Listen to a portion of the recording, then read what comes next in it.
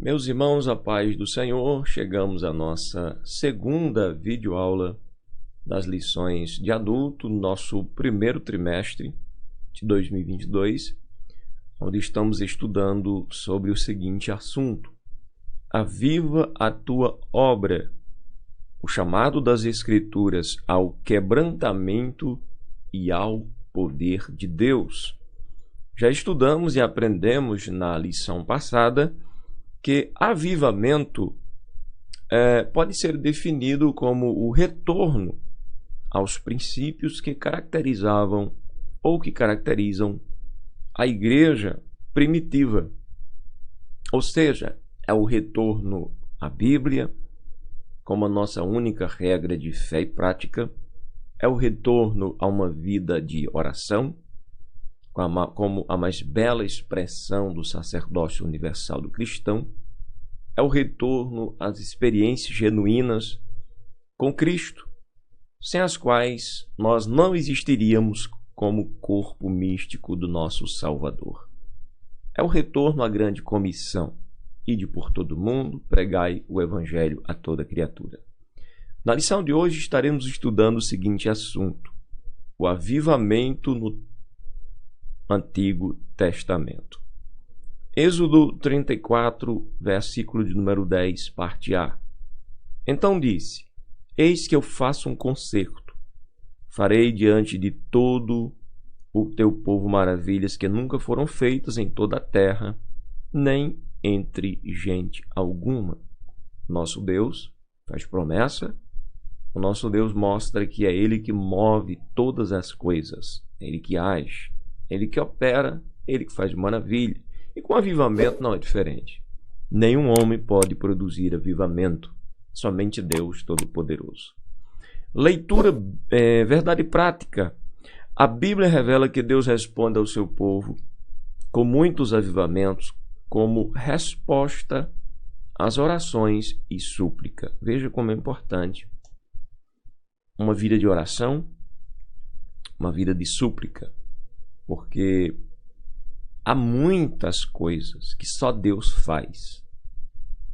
E há muitas coisas que só Deus faz que Ele realiza através da oração. Orando, pedindo, humilhando-se. Não é aquela oração de a gente imprensar Deus contra a parede e dizer: o Senhor faz, o Senhor tem que fazer porque o Senhor tem que fazer. Não, pelo contrário. Há uma oração onde você se humilha, você reconhece sua dependência divina, dependência de Deus, e aí pede a misericórdia do Altíssimo, do Todo-Poderoso. Nossa leitura bíblica em classe está em 2 Crônica, capítulo de número 34, verso 29 ao 33. Então o rei convocou e ajuntou todos os anciãos de Judá em Jerusalém. E o rei subiu à casa do Senhor com todos os homens de Judá e os habitantes de Jerusalém, e os sacerdotes, e os levitas, e todo o povo, desde o maior até o menor. E ele leu aos ouvidos deles todas as palavras do livro do concerto que se tinha achado na casa do Senhor. E pôs-se o rei em pé em seu lugar e fez concerto perante o Senhor para andar após o Senhor e para guardar os seus mandamentos e os seus testemunhos e os seus estatutos com todo o seu coração e com toda a sua alma, cumprindo as palavras do concerto que estão escritas naquele livro. E fez estar em pé a todos quantos se acharam em Jerusalém e em Benjamim. E os habitantes de Jerusalém fizeram conforme o concerto de Deus, do Deus de seus pais. E Josias tirou todas as abominações de todas as terras que eram dos filhos de Israel. E a todos quantos se acharem em Israel, obrigou a que com tal culto servissem ao Senhor, seu Deus. Todos os seus dias não se desviaram de após o Senhor, Deus de seus pais. Veja que Deus convoca e provoca um avivamento através da atuação do rei. Quando o livro da lei de Deus é encontrado na casa do Senhor, quando este homem ele ouve o que está escrito, ele teme e busca unir toda a nação em volta do Senhor seu Deus. Ele não somente teme, não somente reconhece a necessidade que o povo tinha de voltar para Deus, como ele age imediatamente, convocando todos como rei, tinha palavra determinante, e determinou que todos buscassem ao Senhor. E aí todos os seus dias esse pessoal não se desviou de após o Senhor, Deus de seus pais. Nossa introdução nos diz o seguinte: houve momentos em que o povo israelita deixou-se levar por práticas estranhas que provocaram a ira de Deus e a consequente punição da nação. Quando essa situação parecia não ter saída, um homem ou uma mulher de fé levantava-se de maneira humilde e quebrantada, buscando a Deus e confessando os pecados do povo. Neemias, por exemplo, mesmo estando em uma nação estrangeira, começa a orar, começa a buscar a Deus, ele quer restaurar o templo, ele quer restaurar a cidade, enfim. Nós temos o exemplo aí de alguns reis piedosos que Deus levanta e começam aí a buscar o Senhor de todo o coração. O que acontecia quando esse pessoal buscava Deus? O Senhor Deus Altíssimo ouvia as orações e enviava do céu um avivamento como chuva seródia. Registros como esse, no Antigo Testamento, fundamentam o ensino desta lição. É necessário clamarmos, é necessário orarmos, porque Deus tem poder para nos avivar. E o Senhor certamente levantará aquele que ele bem entende e bem sabe que pode fazê-lo. Glória a Deus por isso. Primeiro tópico, vamos ver um panorama dos avivamentos no Antigo Testamento. Nós temos aqui o nosso primeiro parágrafo, o primeiro subtópico, falando sobre o avivamento no tempo de Moisés. Quando José, o filho de Jacó, morreu, o povo israelita sofreu com a tirania de Faraó, que não conhecia a história de benefícios que os judeus receberam da parte de Deus no governo de José. Esse Faraó, certamente, com o passar dos anos, alguém que veio a nascer depois, Alguém que veio a nascer depois, porque na época de José era praticamente impossível alguém não ouvir falar sobre José. Nesse contexto, Moisés foi divinamente chamado no Monte Horebe e viu uma sarça que queimava, mas não se consumia. Era Deus se manifestando para levantar alguém, no caso aqui Moisés, para libertar o povo da escravidão do Egito. O povo estava escravizado, o povo não tinha uma ordem de culto bem organizada como devia, havia necessidade de libertação, de sair das opressões do adversário, e o avivamento vem trazendo tudo isso. Sempre Deus levanta alguém para que essas coisas aconteçam, O Senhor disse assim para Moisés: eu sou o Deus de teu pai, o Deus de Abraão, o Deus de Isaque, o Deus de Jacó. Moisés encobriu o seu rosto, porque temeu olhar para Deus. Diante dessa visão, o Senhor esclareceu que o enviaria ao Egito a fim de libertar o seu povo. Até mesmo está escrito em Atos 7, 32 a 35, conforme pregou ali o diácono Estevão. Por intermédio de Moisés, o soberano exerceu juízo sobre Faraó de maneira poderosa, enviando 10 pragas ao Egito, fazendo com que o rei deixasse o povo israelita sair daquele país. Deus agiu soberanamente, tira o seu povo do Egito, conduz o povo pelo deserto, aproximando-se ali, chegando ali ao Sinai, o Senhor entrega-lhe o conjunto de leis. Porque é interessante, falando sobre avivamento, é necessário deixar claro que não há possibilidade de avivamento sem a palavra de Deus.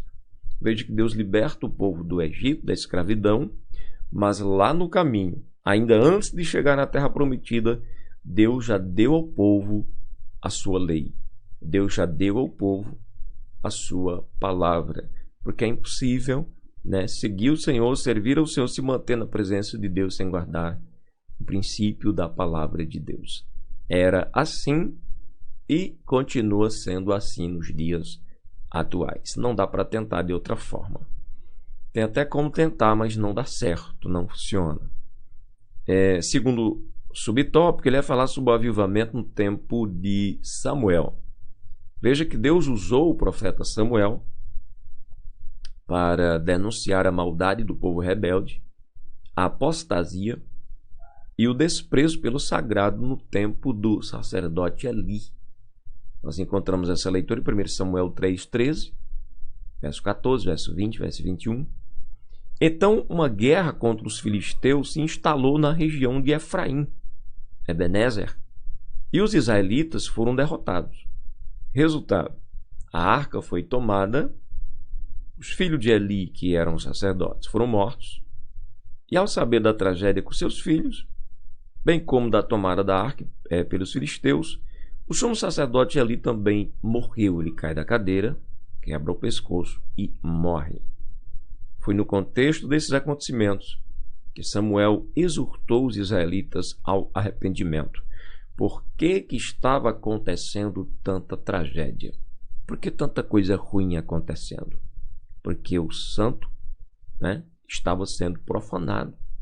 Os filhos de Eli não se comportavam diante da presença de Deus como o Senhor é digno de que o ser humano se comporte, né? No mínimo, a começar com humildade, reconhecimento, né?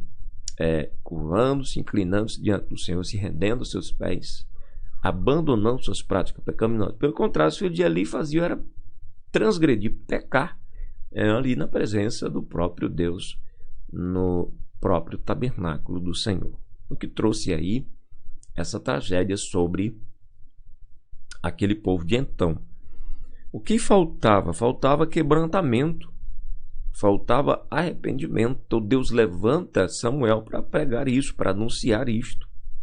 Havia necessidade. 1 Samuel 7, verso 2, eu vou abrir a Bíblia aqui para a gente ler.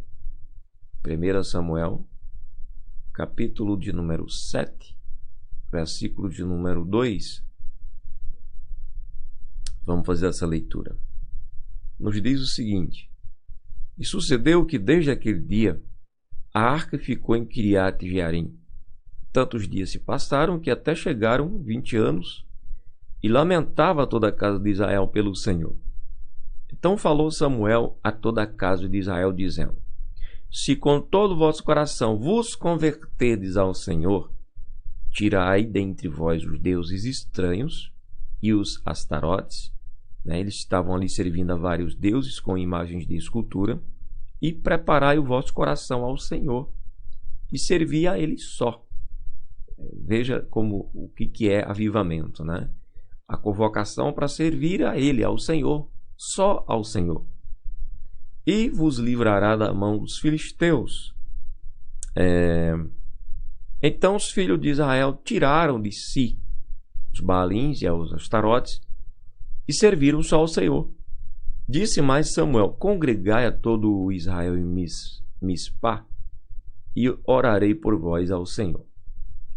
E congregaram-se, em Mispá, e tiraram água e a derramaram perante o Senhor, e jejuaram aquele dia, e disseram ali: pecamos contra o Senhor. Veja o arrependimento e a confissão de pecados.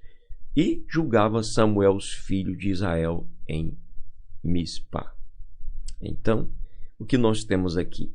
Veja que coisa interessante. O povo se humilhou, buscou o Senhor, que lhe deu uma grande vitória.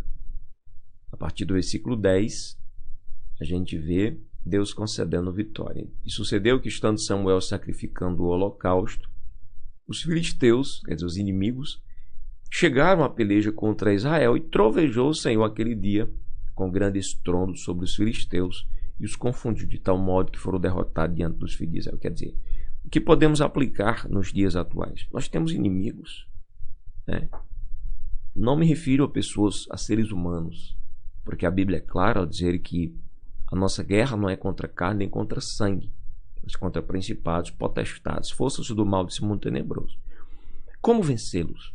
O fato é que nós, humanos, por nós mesmos, pela nossa própria força, não temos condições de vencer o inimigo. São seres espirituais, altamente capazes comparando com o homem. Então, como nosso inimigo será vencido, derrotado? A comunhão com Deus. Aí onde entra a necessidade de a minha comunhão com Deus, da sua comunhão com Deus, de termos o coração quebrantado, contrito, de nos arrependermos de alguma falha, de alguma fraqueza que percebemos em nossas vidas, de nos consertarmos a cada dia com Deus. E o Senhor é que trovejará sobre o nosso inimigo. Paulo escrevendo, ele disse que o Senhor em breve esmagará Satanás debaixo dos nossos pés. Ele esmagará. O Senhor tem poder para fazer isso. Então, há uma grande necessidade de nos voltarmos para Deus com todo o nosso coração, como aconteceu nos tempos de Samuel. O povo, ao ouvir a palavra, em vez de matar o profeta, se arrepende. Se converte, Deus dá vitória contra os seus inimigos. Agora vamos ver um pouquinho, um pouco resumido, mas é muito importante. O avivamento no tempo de Josias. Esse é o nosso terceiro parágrafo, ou terceiro subtópico. Depois do reinado de Ezequias, rei de Judá, Manassés, seu filho, corrompeu-se, caiu na idolatria e no culto aos demônios.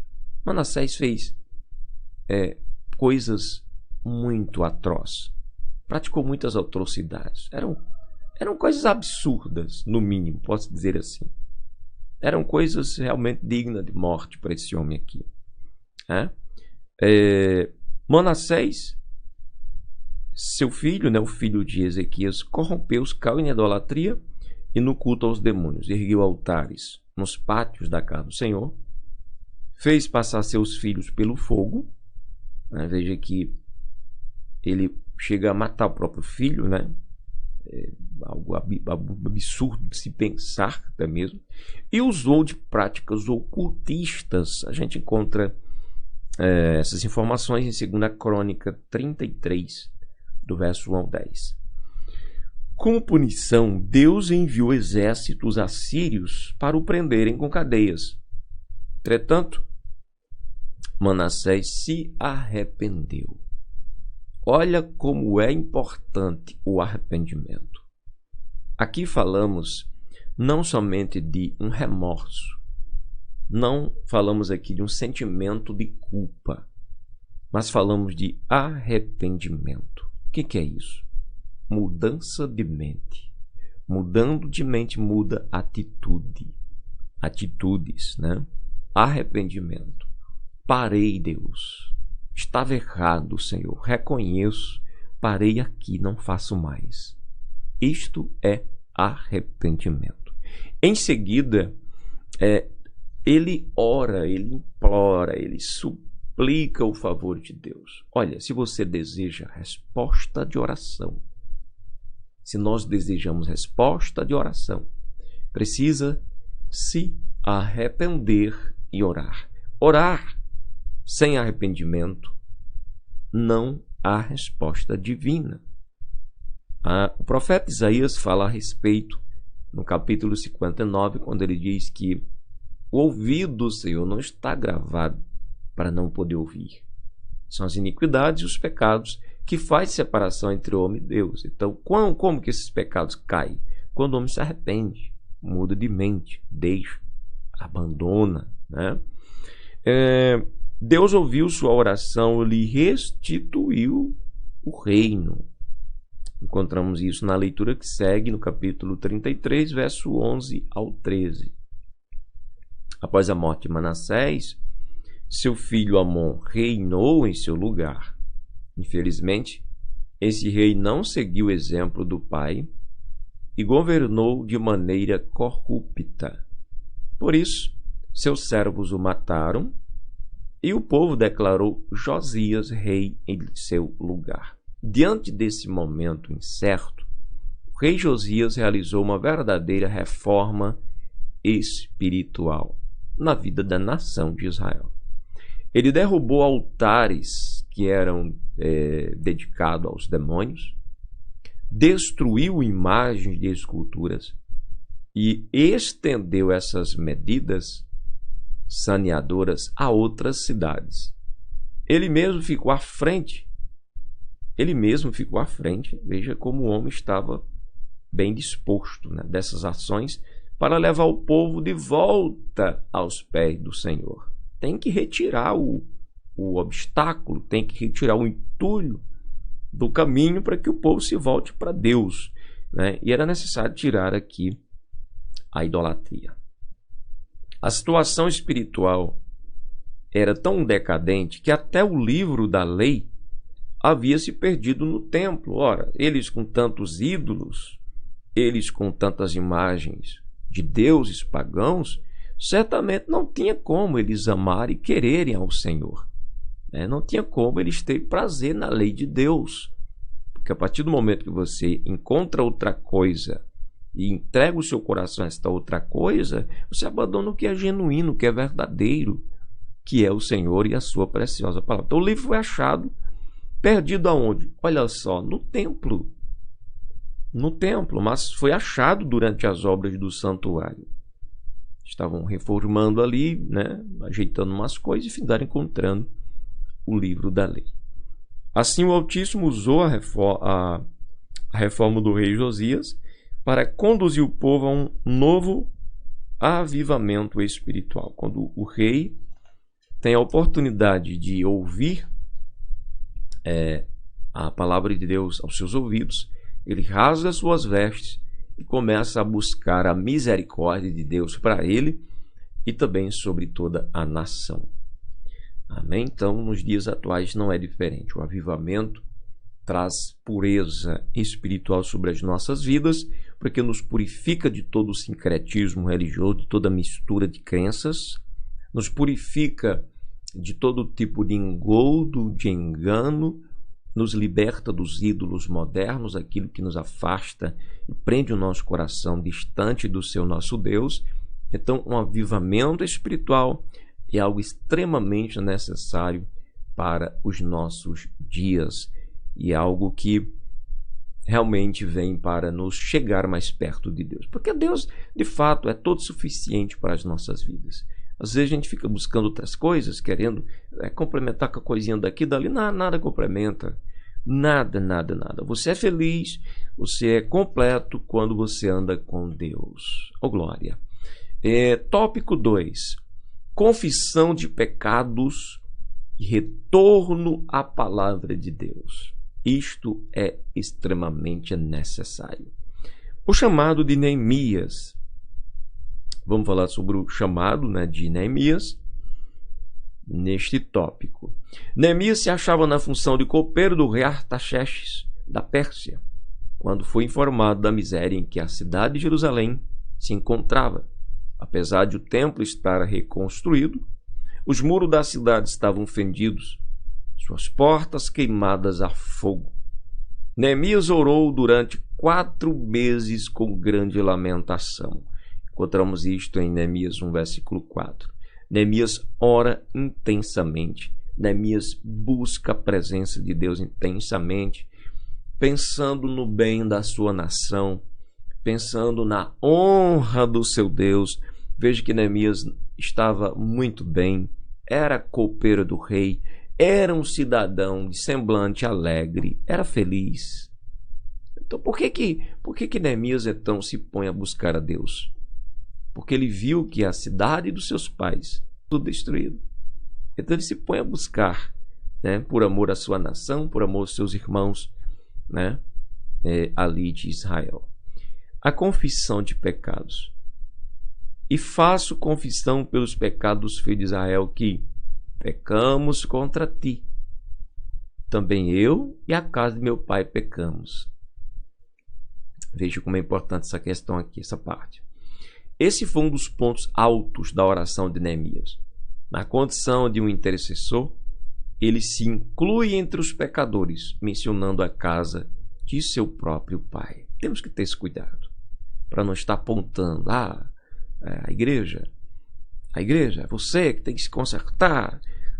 Fulano lá, o cicrano, vocês, não nós. Quem precisa de avivamento aqui, uma parcela da igreja? Não, nós precisamos de avivamento. A começar do altar até o porteiro. Não podemos nós que estamos no altar nos colocarmos a julgar as pessoas que estão diante de nós e bater e condená-los quando está todo mundo no mesmo nível. Nós precisamos de avivamento. Veja que Neemias estava confessando diante de Deus, a mesma coisa que fez Daniel. Embora Daniel fosse um homem de espírito excelente, que vivia uma vida reta, mas ele se inclui com o povo. Ele diz, olha, Deus, fomos nós que pecamos.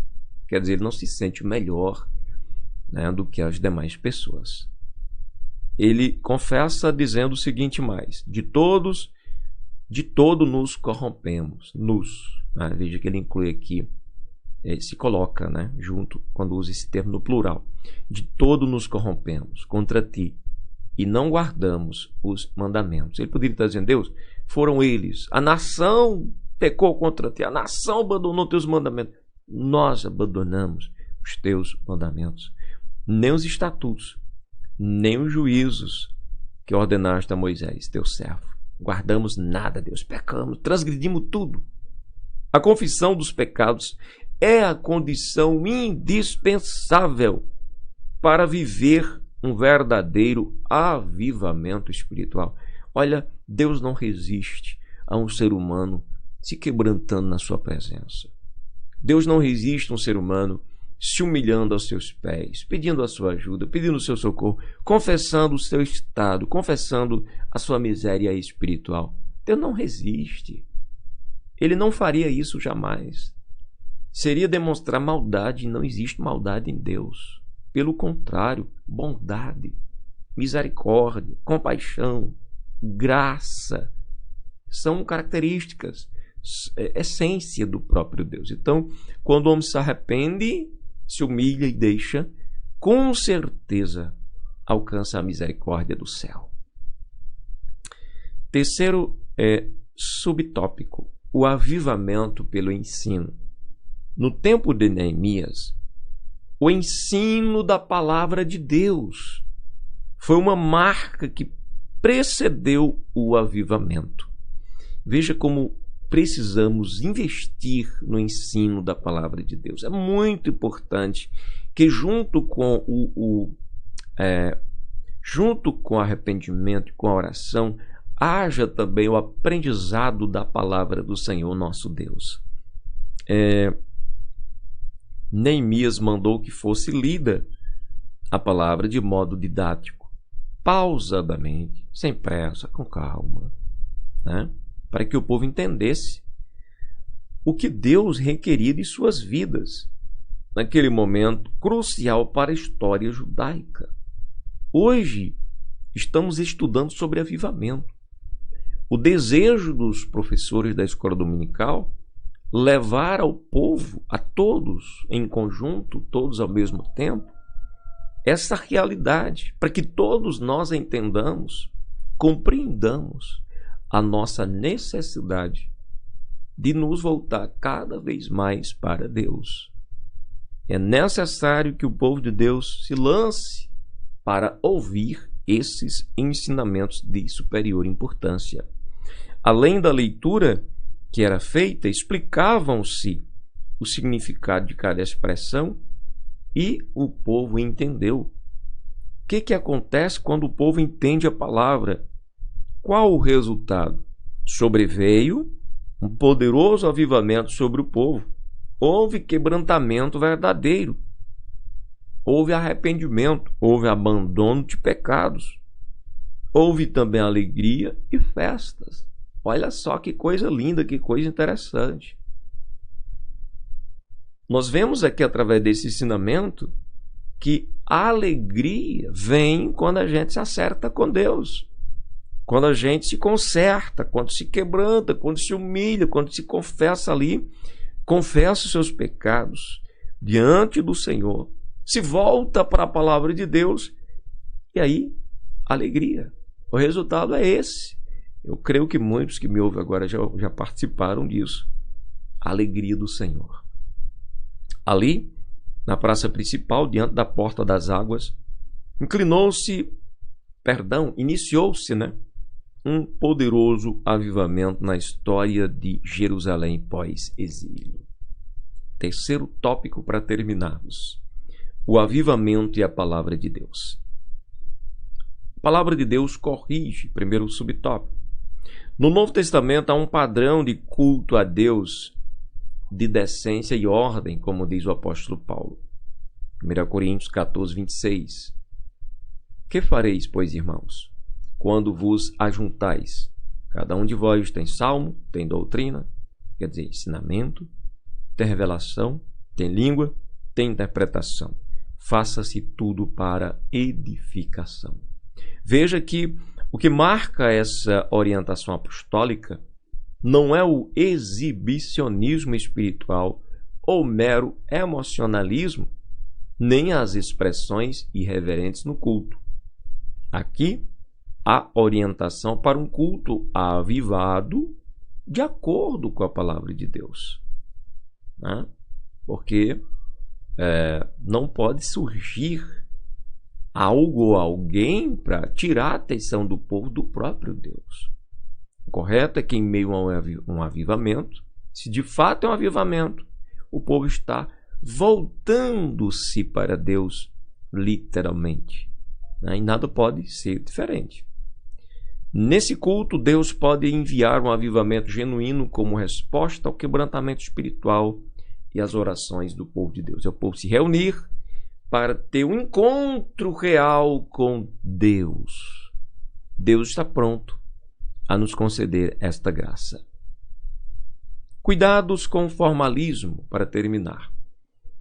Com formalismo, queremos dizer a respeito do que é formal, metódico e rigoroso, ou seja, não limitar a ação do Espírito Santo.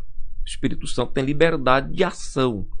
O que não dá para se tolerar, para se aceitar, são coisas que vão frontalmente contra a palavra do nosso Deus. Não podemos ficar apenas só pode ser se for em pé, ou só pode ser se for sentado, ou só pode ser se for daquele jeitinho, ou desse jeitinho. Deus pode usar alguém sentado, pode usar alguém em pé, pode usar alguém de uma forma, de outra, desde que esta maneira não fira os princípios da preciosa palavra de Deus. Temos que nos entregar à ação do Espírito de Deus, que na igreja tem liberdade de agir conforme Ele quer. E é necessário entendermos que Ele não vai fazer algo de acordo, ou contrário à sua preciosa palavra. Tá bom? Então é necessário que a gente entenda somente essa parte. Nós concluímos nesta lição de hoje falando que os avivamentos no Antigo Testamento, claro que não falamos sobre todos os avivamentos que aconteceram no Antigo Testamento, também não fomos a muitos detalhes profundos, mas o que citamos aqui, desde o que Deus fez para libertar o povo de Israel do Egito, para ter um relacionamento real com ele, dando-lhe a sua palavra, passando aí pelo que Deus fez através de Samuel, pelo que Deus fez através do Josias, do Neemias, por enquanto é suficiente para nós irmos meditando e abrindo o coração para essa realidade. Deus deseja avivar o seu povo e nós precisamos tomar atitudes, ver o que está nos atrapalhando, o que está nos prendendo, nos separando de Deus, tirar isso do caminho e descer numa verdadeira busca pela presença de Deus. Pastor, mas como assim? Uma verdadeira busca pela presença de Deus.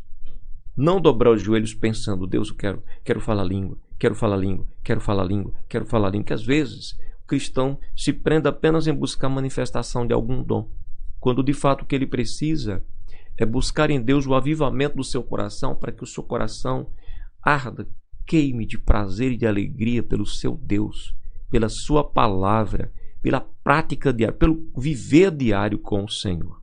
Então é isso. Os avivamentos no Antigo Testamento sempre vieram como resposta ao quebrantamento espiritual e à oração do povo de Deus. Isso se dava sempre diante de uma situação de calamidade ou de decadência espiritual e moral. Por misericórdia e bondade, Deus promovia a restauração de Israel. Que esses avivamentos veterotestamentários nos despertem para fazer a vontade de Deus nesses tempos de frieza e mornidão espiritual atuais, né? Mornidão, mistura com o mundo, com a prática do pecado. Temos que largar tudo, experimentar a real presença de Deus em nossa vida, em nosso coração. Amém? Que Deus abençoe poderosamente. Até a próxima videoaula, onde estaremos tratando sobre o avivamento no Novo Testamento. Deus abençoe.